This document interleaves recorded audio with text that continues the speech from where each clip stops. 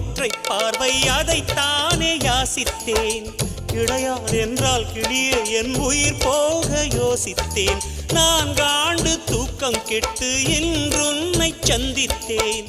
காற்றும் கடலும் நிலமும் அடித்தீ கூட தித்தித்தேன். மாணிக்கத்தேரே புனை மலர் கொண்டு பூசித்தேன். என்னை நான் கிள்ளி இது நிஜம்தான சோதித்தேன். இது போதுமே இது போதுமே இனி என் கால்கள் வான் போகுமே. என்ன அழகு எத்தனை அழகு கோடி மலர் கொட்டிய அழகு இன்றெந்தன் கை சேர்ந்ததே.